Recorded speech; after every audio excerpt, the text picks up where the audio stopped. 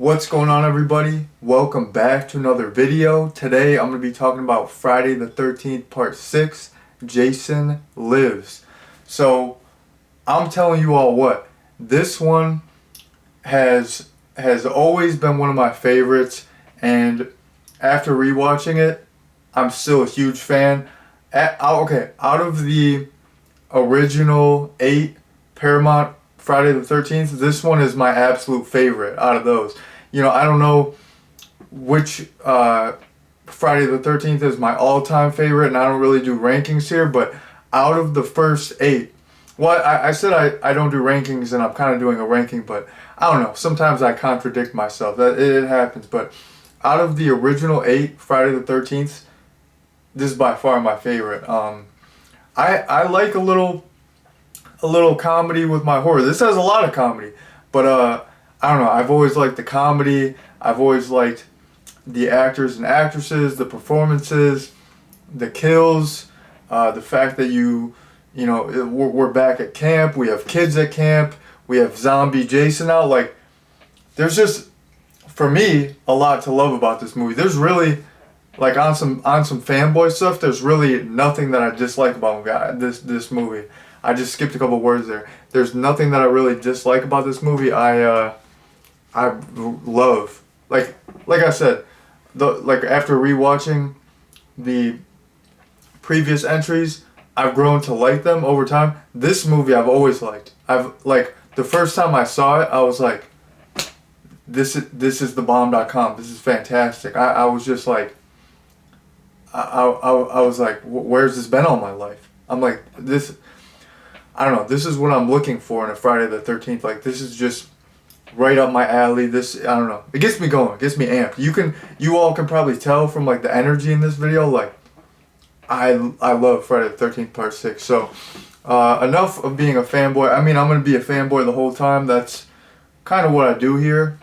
I'm just a amateur YouTube fanboy. That's my thing. But, yeah, before I get too deep into just I love the movie. We've heard it. I said it 50 times. That's cool. Before I do that too long, I'm gonna give you all a plot summary. So the movie starts out, and we have Tommy Jarvis once again, and he is driving to the cemetery where Jason's buried, and what he wants to do is he wants to cremate Jason. He wants to destroy his body because, he's still really messed up from the events of the previous films, and he just wants closure. Even though Jason is dead, he wants his body completely destroyed, so there's no doubt whatsoever that Jason's, long gone. So Tommy goes to the cemetery. He tries to destroy Jason's body, and, while he's doing this, there's a storm, big old storm going on, and Jason gets struck by lightning and resurrected as a zombie. Okay? And once Jason is resurrected, of course he goes to Camp Crystal Lake, which is now called Camp Forest Green, and he starts killing some teenagers. He starts killing some counselors. So, yeah, that's the basic plot summary. The first thing that I wanted to get into, the first thing that I wanted to unpack is, I was just thinking about this, but, I wrote this in my notes, so I feel like this movie was a return to form, but it was also extremely different, and we had a lot of firsts. So, when I'm talking about, the fact that this movie is a return to form, Part 3 did not take place at a camp. Part 3 was at Higgins Haven. Part 4, not at a camp. It's, they were just at some houses by Crystal Lake. Part 5 was at a halfway house, of course. This one is back to camp, but then for the first time ever, we have kids at camp. Like, this movie, out of the entire franchise, has it feels the most like summer camp.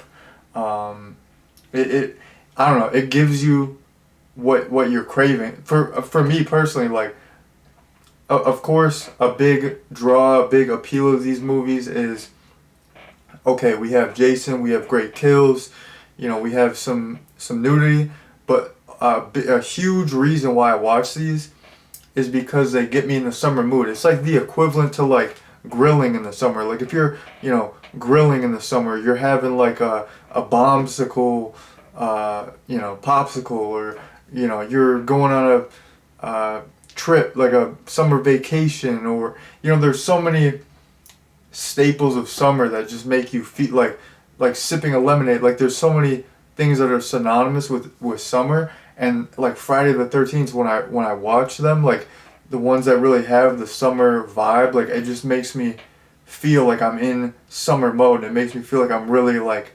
experiencing summer. So this one, you know, it's back at camp, it had kids, it it totally felt like summer. It was beautiful.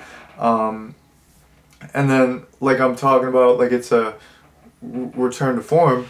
uh you got Jason is back, actual Jason, not copycat Jason. I know, you know, some people like probably don't like the fact that part 5 is a copycat killer. It didn't really bother me because I don't know, like I said, I thought that one was fun, and he's pretty much Jason. Like he looks like Jason. The kills are, well, the kills in that one are okay, but you know, he's killing people like Jason. There's some good kills in that, but yeah, he's pretty much Jason. But it's like this is also return to form in the fact that we have the real Jason back, but then you have this juxtaposition where it's like I said, it's also like a uh, brand new thing where it's like now Jason is a zombie. Uh, and okay, there's probably two different camps of people. Some people love zombie Jason, and some people hate him. If you put a gun in my head and I had to choose which Jason I like more, I'm going zombie Jason. You know, I'm a relatively younger gentleman, and when I was growing up, I would always like. It was like when I was like a little guy, Freddy versus Jason was coming out. Like I was probably like 5 when that came out or something. So like I mean I didn't see it then, or I couldn't remember anything like that far back.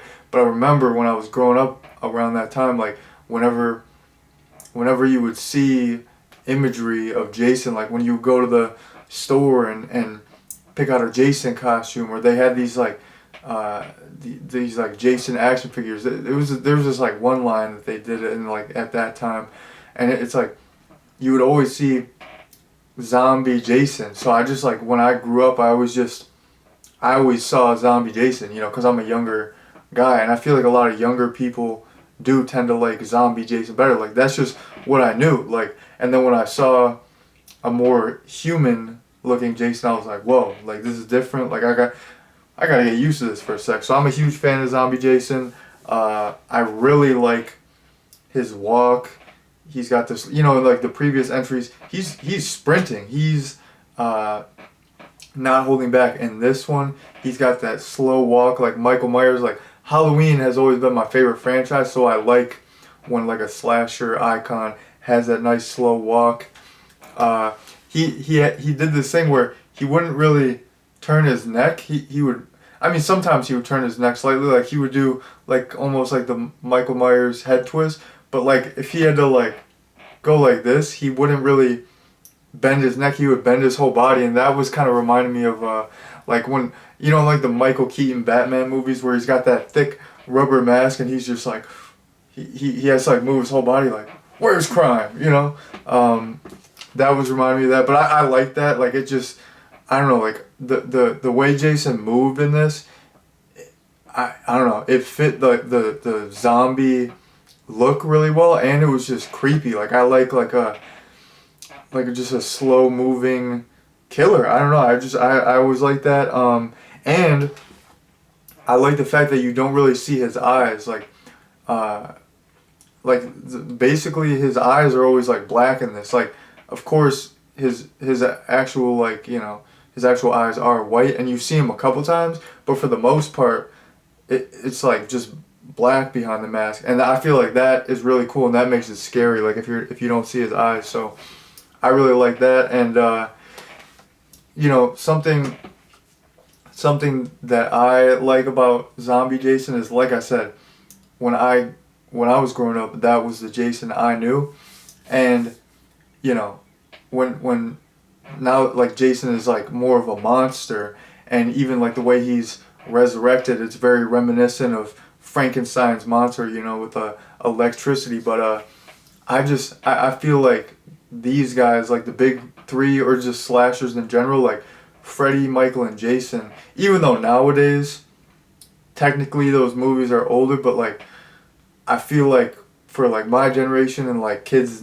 nowadays, like those are like monster movies, you know, like our people, like our kids really watching like all the black and white Frankenstein movies, or like the Wolfman or stuff. I don't really think there are, but it's like kids to this day, like I would talk like at certain jobs and stuff or whatever, I would be like working with younger people, and like younger people like love like there's horror fans of all ages, and they love like the OG big three slashers, you know, like these are like the modern monster movies, and I don't know, I feel like zombie, like the fact that they like really turned Jason into a monster later on, it kind of fits that role, you know. So I that's part of the reason why I appreciate it. But yeah, I always thought like these were like these were like our, you know, I mean, of course it's like it's not my generation, it's like people who grew up in the 80s, that's their generation, but like for like modern horror, these are like the big monster movies. These are the iconic monsters, and yeah, the fact that they went full monster with his character, I just feel like it like I said, it fit. So there you go. Jumping into Tommy, I love Tom Matthews. He's my favorite Tommy Jarvis. He just, I don't know, he just oozes charisma. You know, he has some funny lines. Him in there. He has some funny lines here and there. I like his little romance with Megan. I mean, he's absolutely badass. He's just, I don't know, he's the perfect match for Jason. 'Cause I mean, well, yeah, I mean, he was badass in the previous entry, but he had no personality. And then in part 4, he was pretty badass and he was cool. But I mean, like, he was hitting Jason when he was already down, you know? Like, would little kid Tommy Jarvis be able to go toe-to-toe with Jason? I don't think so. Like, Jason would probably just punt him, like, 50 feet or something. I don't know. But I really like Tom Matthews. I like him in Return of the Living Dead as well. He's the man. He's super cool. Oh yeah, and in Return of the Living Dead too. I forgot that he's in like all those movies. No, I'm just kidding. But yeah, I'm a big fan of his performance, and I like that. I feel like he is like I feel like he's true to character. You know, in the first one, he had like a little bit of personality. He wasn't just so serious. In part 5, he was serious, which they were trying to like play up the fact that, you know, he has PTSD, he's messed up. In this one, they didn't take the fact that he's messed up away from him. He's still, very damaged due to the fact that he had all these encounters with Jason. Like if someone is going to a grave of a dead person to destroy their body, they're clearly not over it. They're clearly very damaged from those events. So it's like he's still damaged, but you know, he still has like a little bit of the humor and charisma that he had in part 4, which we didn't get in part 5. And like, you know, even though he is humorous here and there, he's for the most part serious, and he's about his mission. You know, he's just so dead set on defeating Jason. Like that's like it's pretty much like his purpose. Like that's like he's obsessed. He's at like a Dr. Loomis level of obsession, where it's like that's all that's what he lives for. It's like he has to destroy this evil, you know. So yeah, I really like Tommy in this. My favorite Tommy. And yeah, Tom Matthews was in the Friday the 13th game. You could like play as him. Uh, I like I said, I'm a huge fan of that game. Like 2019, I was playing that game on repeat. Like, that's so sad that they got rid of that game. That's really sad. Maybe I should get like another horror game like Texas Chainsaw, but I don't really play games like that anymore. I should. That would be fun, but I don't know. Okay, so moving on to my next point. That was probably an abrupt transition, but what are you gonna do? So here's the thing. This movie, I'm not gonna deny, the comedy was absolutely over the top. It was over the top, but I liked it. I thought the comedy worked super well, and just in my head, like the way I was rationalizing it is, I feel like the over the top comedy worked well in this because right off the gate, like right off the bat, Jason is resurrected by lightning and he's a zombie now. He's like a full on monster. So like early on in the movie, they establish, okay, this is completely fictional now. This does not take place in a world where real things happen.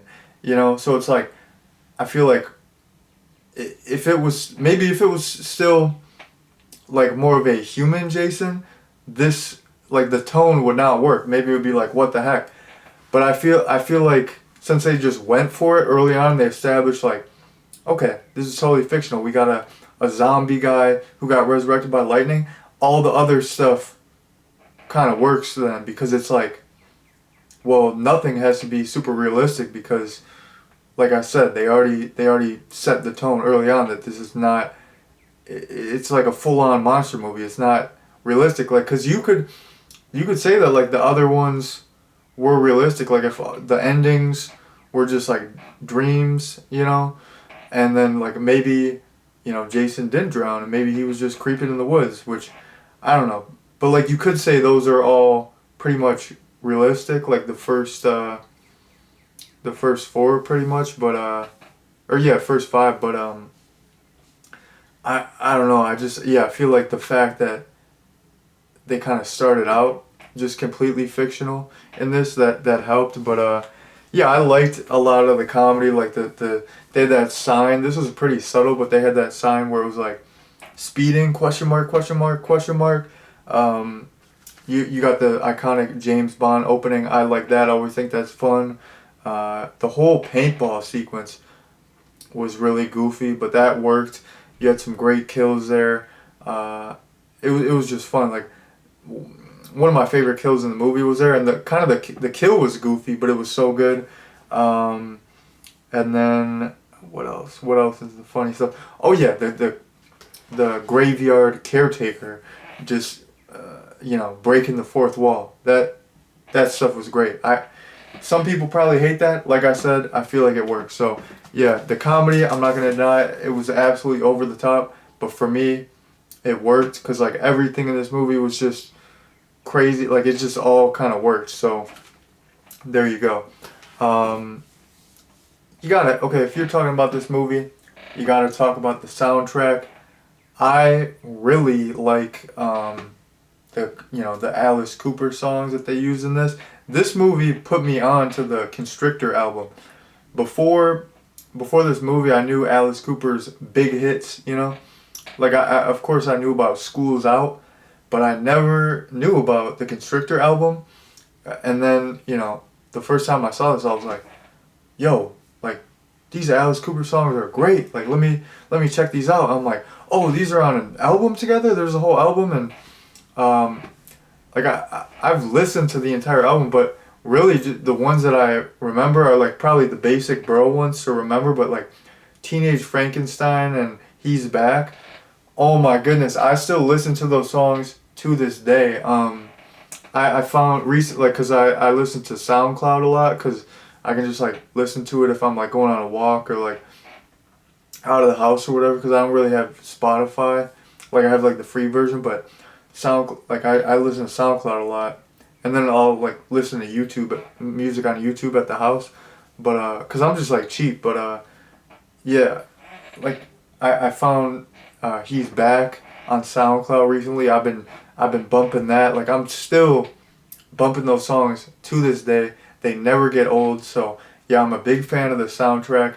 I love all the Alice Cooper songs in this. And to be honest, those two songs, Teenage Frankenstein and He's Back, they're my favorite Alice Cooper songs. Like just he kind of has that horror vibe, where he was like on stage cutting his head off and he does the makeup and all that stuff. Like he's always had the horror vibe, but I feel like that Constrictor album like really is like it's almost like some horrorcore rock.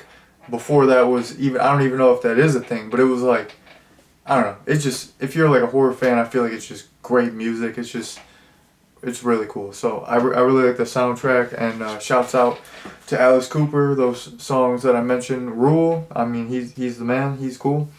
And then I'm just going to go over my favorite couple kills. It's not a couple, it's actually three. But yeah, I'm going to do that, and then I'm going to head out. So I talked about there's this one kill that I like in the paintball sequence. I like when the guy gets his arm ripped and then Jason just like, he doesn't even realize his own strength. He just pulls up the arm and he's like just holding it and just like does like a double take. That was great. I like early on when Tommy's friend gets pretty much his heart punched through his chest. That was super creative, and the makeup looked great on that. And then I really like when the girl in the motorhome gets her head smashed into the wall and it makes that like imprint in the metal wall. That was really good, and that looked really good. Like the effects in this, I feel like were just top notch. Like that's what I feel like why I like this movie too. Like I said, I'm a younger guy. Like this one came out in '86, and I feel like as a viewer, as a younger guy, this one looks more polished to me. Like just like the film look, the look of Jason, like all the makeup, like it's got a more like polished Hollywood look to it, if that makes sense. Some of the earlier ones, like I said, some of the early ones, like Part 3, some of the effects are a little hokey, and some of the makeup in the early ones is not the best, because that was the time. Like they're still classics. Like when you watch them, you're like, this is a classic. Like this is a fantastic movie. But like just in terms of like a more polished look, these ones look. I mean, not these ones. This one looks more polished, and it's like, I don't know. It feels like newer, if that makes sense. The first three do kind of like, they kind of feel older. You know what I mean? Like I don't know. Like I probably sound like some like Gen Z. I mean, I am Gen Z. But like really seem like some Gen Z like punk buster talking about like, oh, this movie looks old. Like I'm not saying I don't like them, but like they definitely, the first three feel older. Like 4 seems pretty modern. 5 seems yeah, it seems a little bit more modern, and then 6 like really feels modern. So yeah, I was just rambling there, but basically I'm a huge fan of Friday the 13th Part 6, Jason Lives. It's one of my absolute favorites in the franchise. It's got so much going for it. So in terms of a recommendation, I would 100% recommend it. I think this is just, I mean, this is one of my favorite horror movies, period. Part 6, like this is a go-to for me. Like if I'm gonna watch a Friday the 13th, like this is one I'm grabbing. Like if there's like 3 or 4 that I'm gonna grab, like this is one of them. Like this is a go-to for me, so I would definitely recommend it. But yeah, that's been my my review. Thank you all very much for watching, and peace out.